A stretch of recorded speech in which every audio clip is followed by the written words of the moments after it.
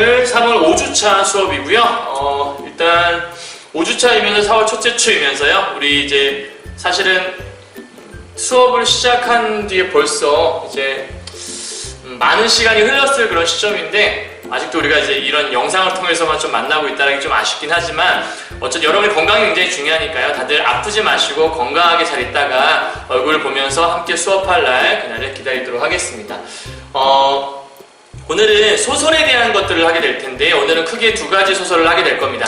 현대소설 메밀꽃 필 무렵을 애니메이션으로 만들어 놓은 시나리오 부분을 함께 배우게 될 거고요. 두 번째는 고전소설 중에서 유충열전이라는 중요한 작품들을 함께 보게 될 거예요. 그러니까 두 작품 다 수능에 되게 중요하게 여기기 때문에 잘 보셔야 되는 것들 명심하시고요. 자, 오늘의 한마디 한번 좀 보고 들어갈까요?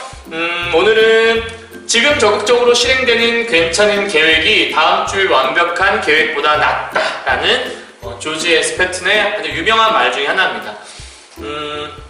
여러분들 그런 거 있잖아요. 뭔가 계획을 하거나 공부를 하거나 아니면 어떤 일을 처리함에 있어서 쉽게 시작하지 못하는 이유 중에 하나가 완벽하게 준비를 하고 시작하려고 할 때가 되게 많은 것 같아요. 가장 많이 실수하는 것 중에 하나가 여러분들 집에서 공부할 때 책상이 어지럽잖아요. 그러면 일단 책상부터 정리를 하는 학생들이 있어요. 막 정리를 하는 거죠. 그래서 깔끔하게 하나 치우다 보니까 두 개, 세 개 치우게 되고 정말 뭔가 적당하게 치웠으면 이제 공부를 시작이 될 것 같은데 되게 완벽하게 뭔가 깔끔하게 치워놓고 시작하려고 청소를 막 갈고 닦고 하는 거죠. 그렇게 1시간 반 정도 청소하고 나서 너무 깔끔한 걸 보며 되게 뿌듯함을 느끼고 너무나도 깔끔하게 청소하는 동안에 피곤했을 거 아니에요. 그러니까 바로 이제 잠이 들어버리는 가장 안타까운 사례라 볼 수 있죠. 뭔가 완벽하게 하고 시작하려고 하면 뭐든지 시작하기 힘든 것 같아요. 일단 죽이 되든 밥이 되든 일단 시작을 하시는 게 중요해요.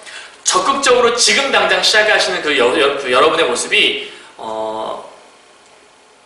뭔가 좀 완벽하게 준비를 해서 나중에 시작하려는 사람보다 훨씬 많은 것들을 이룰 수 있게 만들어줄 거라는 거죠. 그러니까 여러분들 지금 코로나 때문에 정신없다고 해서 학교 가면 열심히 해야지라거나 아니면 좀 시간 지나서 내가 좀 마련이 잘 되면 내가 지식이 좀 구비가 잘 되면 그때 문제를 풀어야지 이런 생각들 하지 마시고요. 문제집이 있다면 일단 푸셔야 돼요. 일단 푸시고 모르는 개념 탑재하시고 정리하시고 하시는 게 중요하지 완벽하게 뭔가를 해놓고 나서 일을 처리할 생각들은 버리시라고 조언드립니다. 아시겠죠? 기억하세요. 적극적으로 시행한 지금의 계획이 완벽하게 시작하려는 나중의 계획보다 훨씬 낫다는 것들을 꼭 기억하셨으면 좋겠습니다. 아시겠죠? 자, 오늘의 수업 이제 소설 파트 들어가 보도록 하죠. 오늘 이효석 씨의 메밀꽃 필 무렵이라는 이 소설을 시나리오로 만든 거라서 일단 소설 파트를 먼저 정리를 좀 해야 될 것 같아요. 자연과의 교감 그리고 향토색 짙은 작품이기 때문에 좀 시골의 느낌이 좀 많이 나는 그리고 1930년대 순수 문학가였던 이효석 씨의 작품이라서 도시의 어떤 사랑이나 어떤 도시의 어떤 고독 이런 것들을 노래하기보단 시골에서 자연 속에서 있을 법한 아름다운 사랑 이야기 이런 것들을 좀 담아내기도 했던 그러한 작품이라고 보시면 될 것 같습니다. 아시겠죠? 그래서 작품을 볼 때 이 작품 속에는 왜 자연이라는 것들을 집어넣었을까? 그렇다면 이 자연이라는 게 어떤 의미를 부여하고 있는 것은 아닐까? 정도를 생각해 보시면 좀 더 작품을 효율적으로, 효과적으로 읽을 수 있을 것 같아요. 자, 소설 선생님 저번에 말씀드렸죠? 이거 기억나세요? 일단 첫 번째, 뭐부터 읽으라고 말씀드렸죠? 그렇죠? 항상 인물 중심으로 읽어라. 그래서 주인공이 누구인지 혹은 주인공과 적대적인 인물이 있다면 그게 누구인지 그리고 그 인물들의 심리와 성격을 제시하는 방법이 시험에 나올 수밖에 없다고 말씀드렸어요. 그래서 직접적인 제시, 그러니까 대화나 행동을 통해 드러난다면 간접적인 제시, 서술자가 직접 제시를 해준다면 직접적인 제시, 고전소설로 가게 되면 이것들을 평가까지 내리게 되거든요. 이 사람의 마음은 이런 것이었다. 어찌하니 이럴 수 있으랴 이런 것들이 나와요. 그러면 그런 것들은 편집자적 논평이란 말로 서술자의 개입이란 말로도 설명을 할 수가 있는 거죠. 자, 그리고요. 인물들 간의 사건, 즉 갈등을 파악하는 게 중요한데 그 인물들이 왜 싸웠는지 그리고 이 사건이라는 것이 어떻게 해결되어 가는지 잘 보셔야 되고 시에 시어가 있다면 소설엔 소재들이 있습니다. 그래서 이 소재들에 주목하셔서 특히 이 소설 같은 경우에는 허생원이라는 주인공과 함께 평생을 함께 살아온 낙이라는 존재가 나와요. 그 낙이라는 소재에 굉장히 중요한 의미를 그러니까 중요한 의미가 내포되어 있습니다. 그래서 그 내용도 이따가 정리 한번 드리도록 할게요. 다음, 배경이 지닌 의미 또한 중요하다. 이게 뭔 얘기냐면 소설 속에 나오는 배경은 괜히 제시되지 않거든요. 그 배경이라는 게 주제를 강화하기도 하고 또한 어떤 주제를 형상화하는데 굉장히 큰 도움을 주기도 합니다. 그래서 이 소설 속에 어떠한 배경이 있는지 꼭 확인하셔야 돼요. 다음 마지막으로 작품이 주는 교훈, 즉 주제라는 것이 무엇일까를 마지막으로 꼭 파악하시고 넘어가시는 게 소설 읽는 방법의 가장 중요한 핵심 포인트라고 볼 수 있습니다. 이해하셨죠? 자, 그렇다면 요 그림이에요. 이 작품을 볼 때 인물 중심으로 말씀드렸잖아요. 그래서 인물 누가 있냐? 그러면 첫 번째 여기 나와 있는 주인공 허생원이고요. 허생원 다음에 허생원과 함께 평생을 함께 살았던 조선달이라는 동료가 나오고요. 마지막으로 중간에 만나 합류하게 된 동이라는 이제 인물이 나옵니다. 사실은 이 두 명이 주인공이라고 볼 수 있고요. 조선달은 가운데 있잖아요. 약간 좀 연결하는 그런 역할을 한다고 보시면 될 것 같아요. 그리고 아까 말씀드렸던 배경, 깜깜하죠? 낮은 아닌 것 같고, 그러니까 달밤이라는 이제 배경인데, 그 다음 이제 이 달밤이라는 게 굉장히 중요한 소재로 등장을 하는데요. 달밤이 어떤 의미로 중요하냐면 아까 배경이 어떤 역할을 한다고 말씀드렸잖아요. 허생원이 그런 얘기를 해요. 이런 달밤이어서 그랬을 것 같아 라고 과거에 이야기를 하거든요. 그러니까 이 달밤이었기 때문에 어떠한 사건이 벌어졌던 거라고 이 허생원이 제시를 하고 있어요. 그래서 이따가 한 번 더 설명해 드리도록 하고요. 마지막으로 여기 나오는 요 꽃들, 메밀꽃인데 이런 달밤이 어두움 속에서 달이 쫙 비치면서 흰색을 좀 더 흰색으로 이제 여러분 그런 거 있거든요. 달빛이 환한데 거기에 흰색이 더해지게 되면 이 꽃이 좀 더 이렇게 막 풍성해 보이고 뭔가 더 아름답게 보이는 그런 모습들이 있어요. 그래서 이 메밀꽃이라는 게 또 어떤 의미가 있을까? 정확히 얘기하면 달밤과 메밀꽃이 지금에만 존재하는 것이 아니라 허생원이 얘기하고 있던 그 과거 속에 존재를 했었거든요. 그래서 어찌 보면 과거와 현재를 연결하고 있는 그런 역할들을 이 두 가지가 함께 해내고 있는 것은 아닌가라고 추측해 볼 수 있을 거고요. 정확한 건 본문 들어가서 정리해 보도록 하죠. 자, 인물 정리하고 넘어가죠. 허생원은 장돌뱅이고요. 조선달도 마찬가지예요. 과거의 추억에 매여 있다는 얘기는 이 허생원의 이 본문 속에서 과거의 이야기에 뭔가 좀 중요한 의미가 좀 담겨 있다는 거죠. 그리고 평생을 나귀와 함께 살았다 그래서 이 나귀가 굉장히 중요한 역할을 한다고 말씀드렸어요. 다음, 조선달은 현실지향적인 인물이다. 이걸 굳이 왜 쓴 거냐면 허생원은 현실에서 과거를 잊지 못하고 사는 사람이거든요. 그런데 조선달은 이제 좀 잊어. 지금이 중요한데 이렇게 생각을 한 사람 중에 하나예요. 그래서 과거 이야기 할 때마다 또 저희 이야기야 이렇게 얘기를 한 사람이라고 볼 수 있죠. 다음 마지막으로 동의는요. 효심이 지극한 인물이고요. 소박한 성격을 갖고 있으면서 허생원의 나귀를 나중에 도와줘요.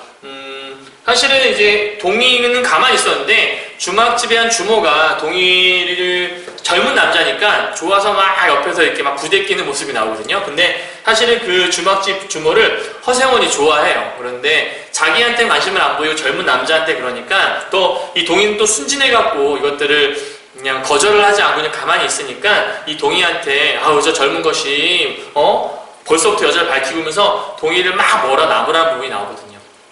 심하게는 이제 약간 좀 손찌검까지 하는 그런 부분이 나오게 되는데 그것 때문에 틀어질 뻔했다가 허생원의 나귀가 장터에서 아이들에게 괴롭힘을 당하고 있는 모습을 보면서 동의가 그 나귀를 도와줘요. 그래서 자기의 나귀를 도와주었던 동의에게 허생원이 나중에 고마움을 느끼게 되기도 하거든요. 그런 의미에서 이게 좀 중요한 중간 역할을 한다고 볼 수 있겠죠. 이해 가셨죠? 자, 그렇다면 본문 한번 가보도록 할게요. 자, 앞부분의 줄거리 중요하다 말씀드렸던 것 같아요. 장돌뱅이라고 한 직업 나타냈네요. 늙은 허생원은 공평장이 서던 날 조선달과 충주집에 갔다가 요 집에 가서 그 동의를 충주댁이라고 하는 그 주모를 얘기하는 건데 동이라는 젊은이가 충주댁과 농지거리를 하는 것에 화가 나서 뺨을 때려 쫓아버려요. 아까 얘기했던 그 부분이에요. 냈다가 허생원의 나귀가 한바탕 소동을 벌인 후에 괴롭힘을 당하는 것을 보면서 허생원과 조선달 동이는 70리 떨어진 대화장터까지 메밀꽃이 하얗게 핀 산길을 걸어가게 되는 모습이 나오게 되는 거죠. 그래서 굳이 이 꽃의 얘기를 했다라는 건 뭔가 의미가 있다라는 거니까 그것들을 위주로 좀 보시면 될 것 같고요. 이 나귀가 이따 설명하도록 하죠. 여기까지 정리하시고요. 자, 그럼 이제 이 뒤에 이야기는 산길을 걷는 이야기가 나오겠네요. 그죠? 자, 갑시다. 자, 저기 보면 씬 넘버 10번 씬이 나오죠. 이게 소설이었다면 아까 처음 얘기했던 그 인물 중심으로 해서 사건 보시고 하시면 될 것 같은데 거기에 더해서 이건 시나리오로 만들어진 거라 말씀드렸잖아요. 애니메이션으로 있는 거거든요. 그래서 이 애니메이션을 만들기 위한 시나리오 속에는 시나리오 용어들이 존재할 수 있고요. 본문에 없던 왜 우리가 흔히 잘 나가는 소설들을 다시 한번 영화나 애니메이션으로 만들었을 때 원작과 같은 부분도 있고 다른 부분도 있잖아요. 그러니까 그런 부분들을 비교하는 것도 시험의 출제 요소가 될 수 있거든요. 자, 첫 번째 산길이라는 거 중요하니까 별표 하나 쳐놓으시고요. 산길을 지나가는데요. 이따 설명드릴게요. 사방이 온통 푸른 빛깔이다. 푸른 빛깔이다라고 되느냐? 푸른 빛깔, 여러분 푸른 빛깔이죠? 그죠? 못하네요. 푸른 빛깔 뭐죠? 자, 펜이라고 하는 것도 요거는 카메라가 이제 상하 좌우로 혹은 이렇게 왔다 갔다 하는 이런 것들 얘기하는 거라서 예를 들면 달이 떠 있는 하늘에서 이렇게 카메라 이렇게 내려와서 밑에를 보여주고 있는 그런 모습이라고 보시면 될 것 같아요. 자, VO. VO는 보이스 오버라고 하는데요. 목소리만 나오는 부분이에요. 그러니까 지금 이 허생원이 달밤이었으나 어떻게 해서 그리 되는지 지금 생각해도 도무지 알 수가 없어 라고 하는 이 부분의 대사는 허생원의 모습이 화면에 드러나지 않는다는 거죠.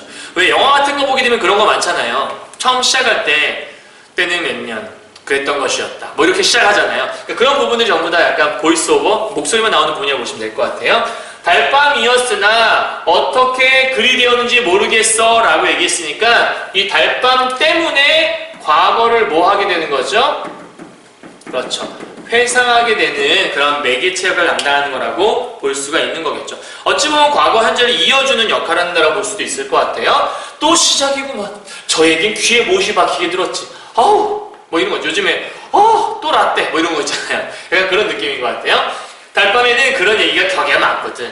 장희선 꼭 그런 밤이었네 하면서 과거 얘기를 쭉 이제 하게 되는 것 같아요. 넘어가 볼까요? 객주집 토방에서 잠을 자던 허생원. 이거는 이제 지금 얘기가 아니겠죠. 과거 얘기라고 볼 수 있겠죠. 어휴 더워 하면서 손부채질 하는데 여기 잘 보시면 객주집 토방이란 무더워서 잠이 와야 말이지 밤중은 데서 혼자 일어나 개울가에 목욕이라도 해보려고 나섰지 라고 지금 입장에서 과거 일을 쭉 회상하면서 얘기를 하고 있는 것 같아요. 그죠? 여기 보세요. 더운 방에서 뛰쳐나가기 시작을 하죠. 허생원이요. 자, 그 다음에 달이 밝아. 그러니까 지금 다 과거 이야기예요. 잘 보셔야 돼요. 달이 밝아. 주위가 온통 훤해요. 달이 밝다는 배경을 괜히 제시한 게 아니에요. 밑에 보세요.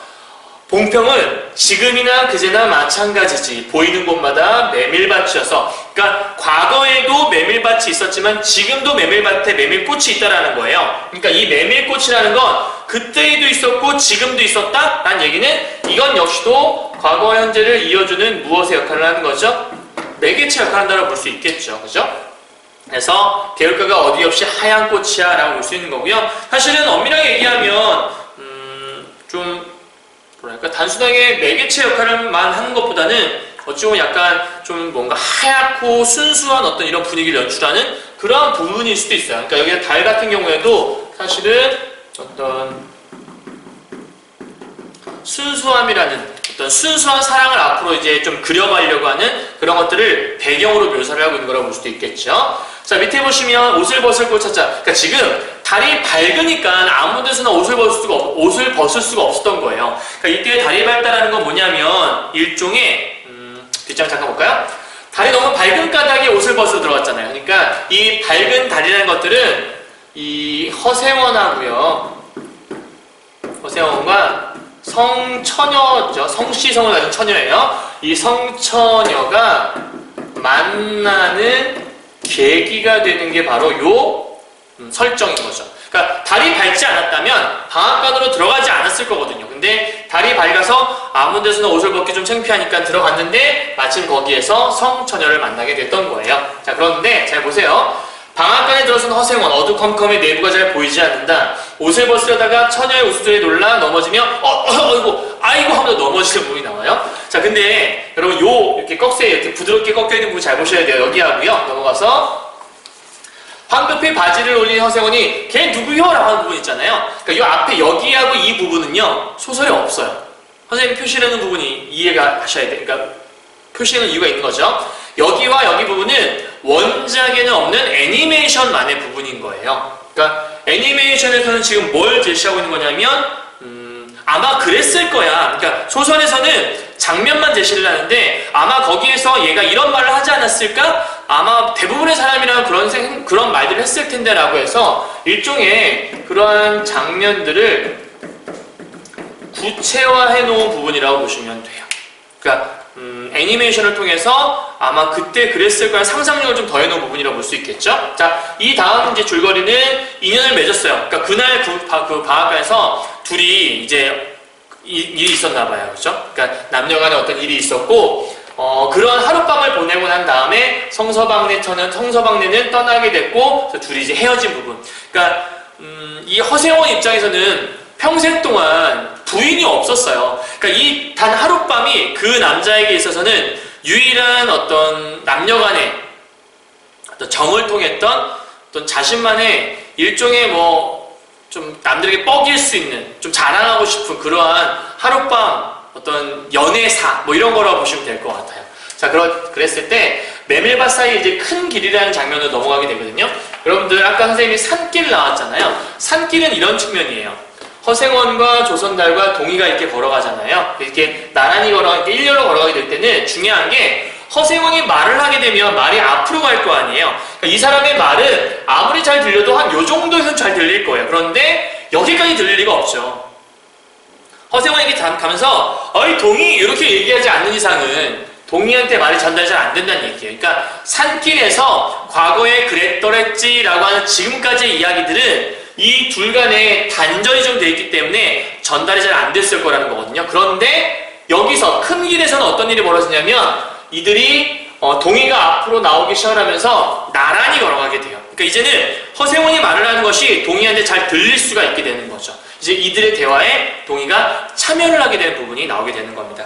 이해하셨나요? 그러니까 지금 이 큰 길 부분에서는 동의가 자신의 어떤 얘기를 하면서 사실은 동의의 어떤 사정도 허생원이 알 수가 없었고 허생원의 사정도 동의가 알 수 없었거든요. 그런데 이제 동의가 이야기의 중심으로 편입이 되는 그런 부분인 거예요. 그러니까 조금 전까지는 허생원이 중심이었다면 이제는 동의의 이야기가 중심이 되어 돌아가는 거라고 볼 수 있겠죠. 그래서 이제 동의가 이런저런 얘기를 할 때 허생원이 듣고 나서 혹시 이제 이런 생각들을 하게 되는 거라고 보시면 될 것 같아요. 자, 동의가 이런 얘기 보세요.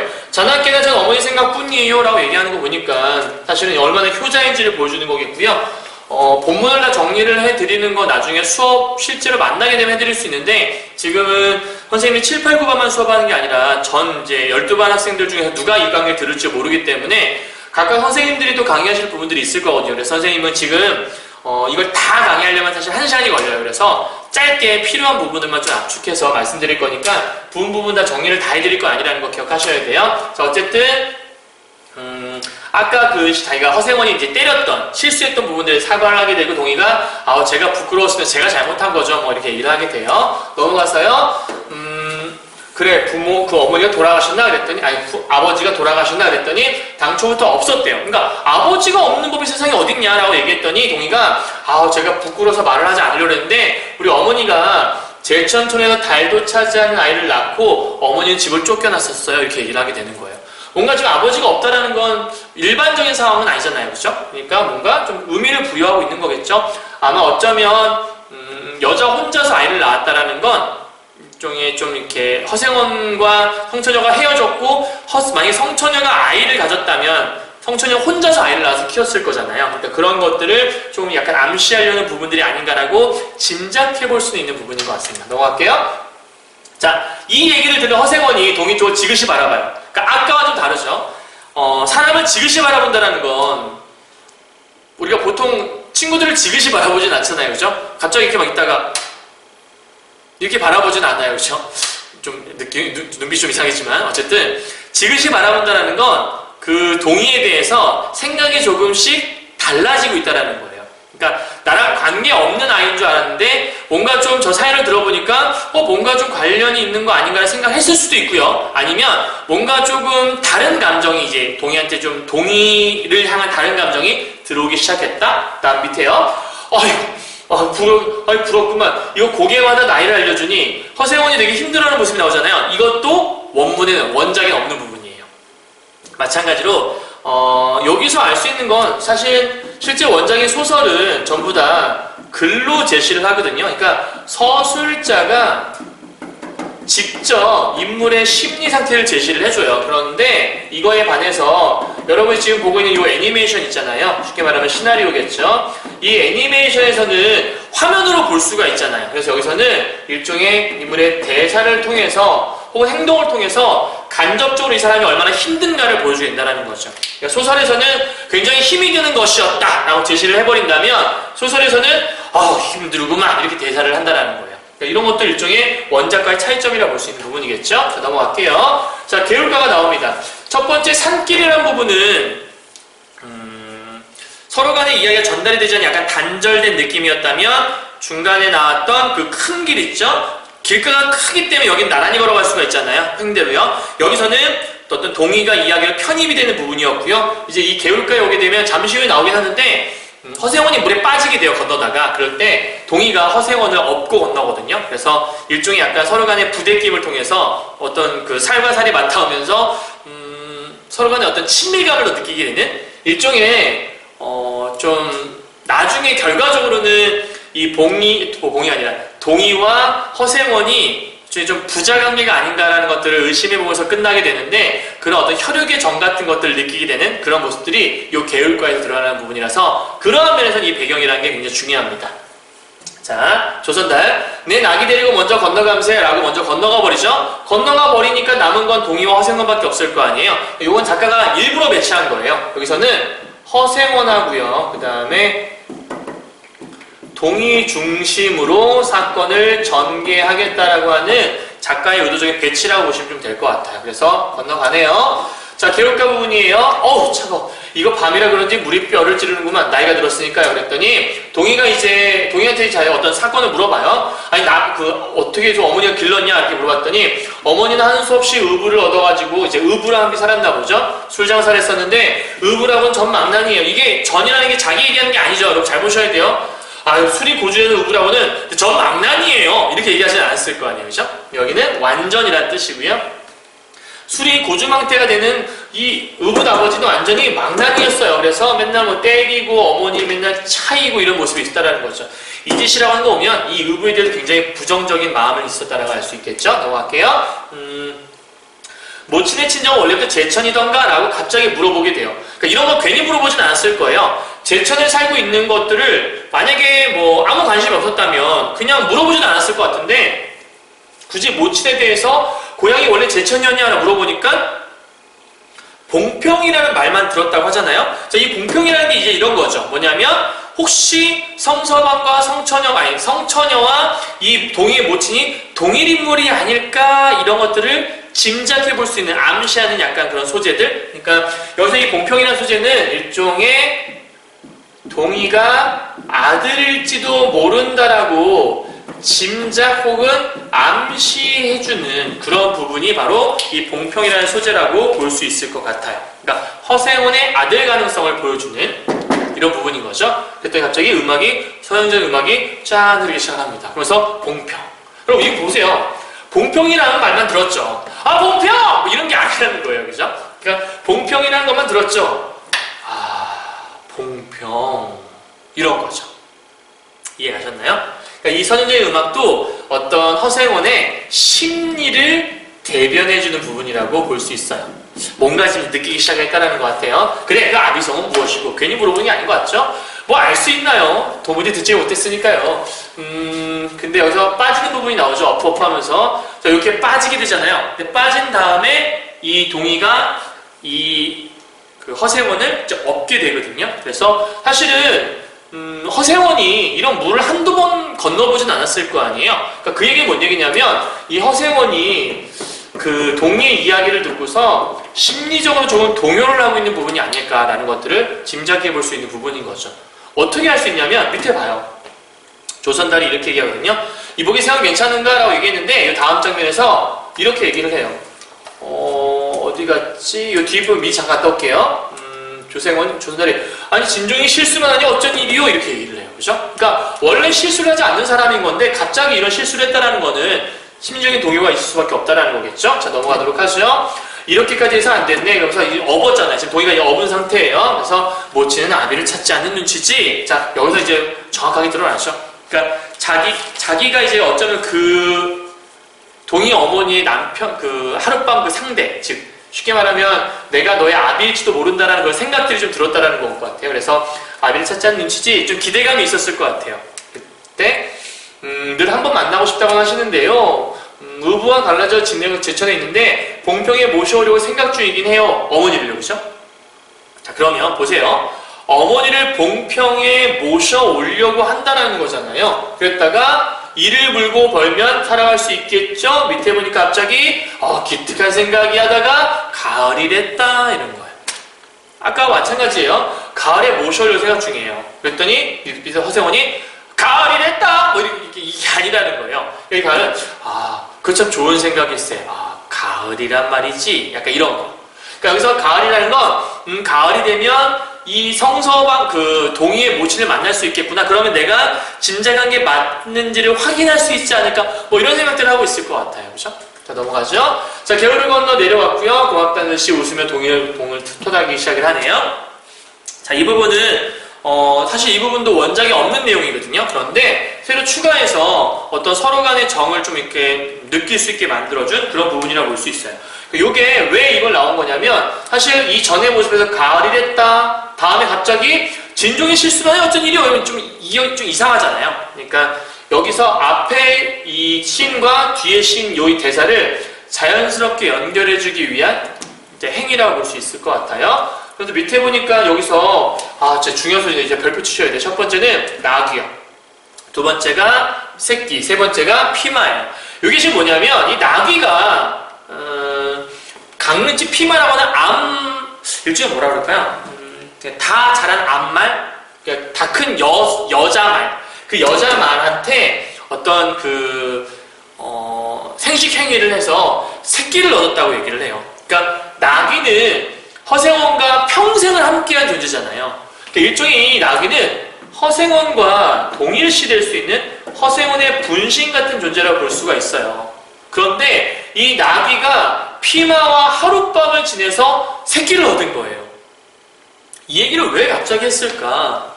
그렇다면 이 얘기는 이 피마가 앞에서 말했던 성처녀를 얘기할 수 있겠고 이 새끼가 동의를 상징할 수 있다는 거예요.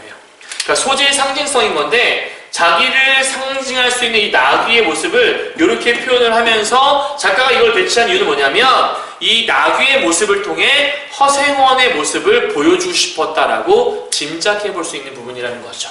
네, 넘어갈게요. 바지를 타는 동이의 모습 위로 갑자기 여기 보니까 목소리가 그것보로 나는 일부러 읍내에 도는 때가 있다네 하면서 과거 일을 얘기를 하고요. 요게 지금 뭐인 거냐면 여러분 책에 보게 되면 사실은 나귀 얘기를 막 하게 되는데 동이의 모습을 보여줘요. 이상하지 않아요? 여러분들? 뭐가 이상한 거냐면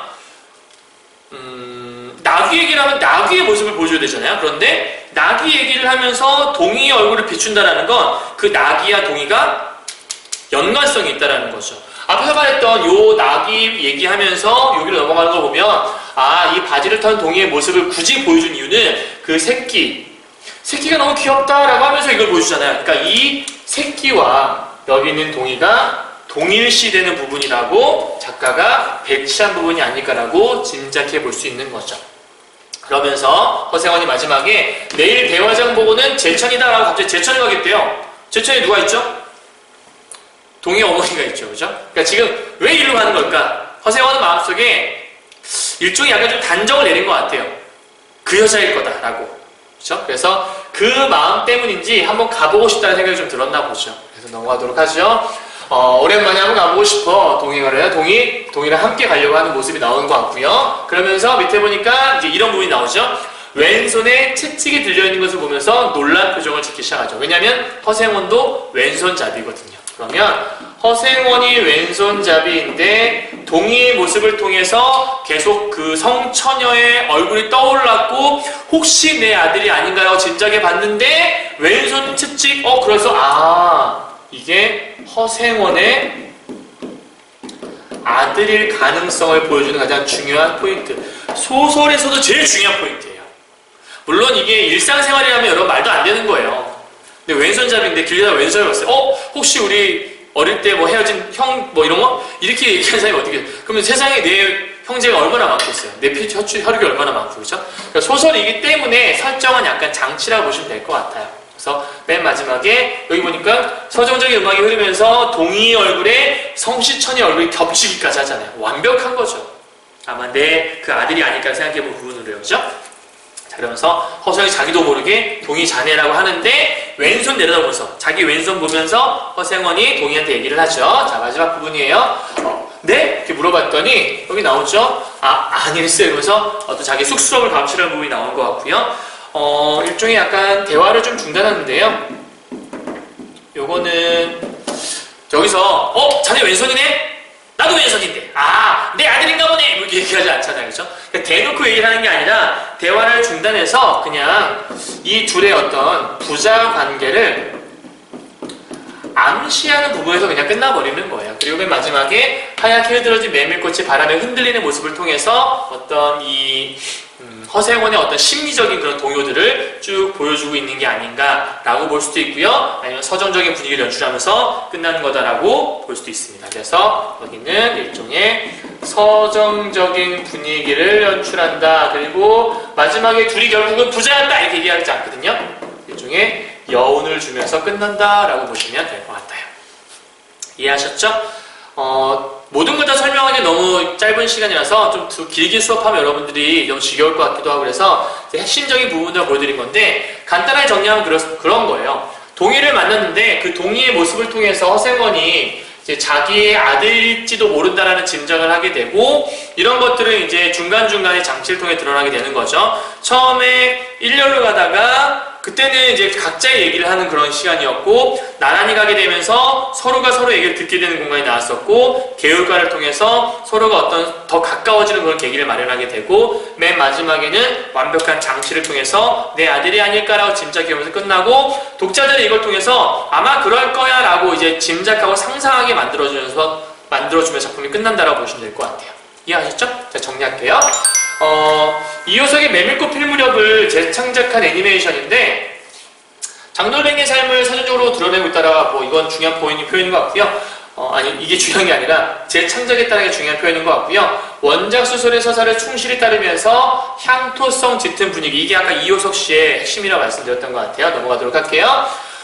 이 소설의 핵심은 갈등과 화해가 중점이라고 볼 수 있고요. 사실은 갈등이 나타나는 건 아까 얘기했던 충주댁 때문에 서로 갈등이 나타나긴 하는데 결국은 이제 자기 나귀를 도와주는 그런 모습을 통해서 서로 화해하게 되고 결국은 서로 간의 부자 관계인 것들을 나름대로 자기 스스로 확인을 하면서 이런 화해가 일어나게 되는 거죠. 심하게 나무랬다가 대화까지 함께 이동을 한 장면이 나오게 되는 거고 거기서 이러한 기막힌 인연을 이야기하다가 나중에 동희의 어머니가 성시처녀인지 아닌지 추측하게 되는 부분이 나오게 되고 이것들을 확정하게 되는 것들은 이 왼손잡이라는 것들 때문에 확실하게 얘기를 하고 있다고 보시면 될 것 같습니다. 이해하셨죠? 여기까지 이어진 것들은 사실은 산길이라고 하는 소재와 그 다음에 큰 길이라고 하는 곳과 개울가라고 하는 이 장소, 이 배경들이 각각 의미를 갖고 있는 것들은 여러분들이 앞에 정리해진 것처럼 잘 파악하시면 좋을 것 같아요.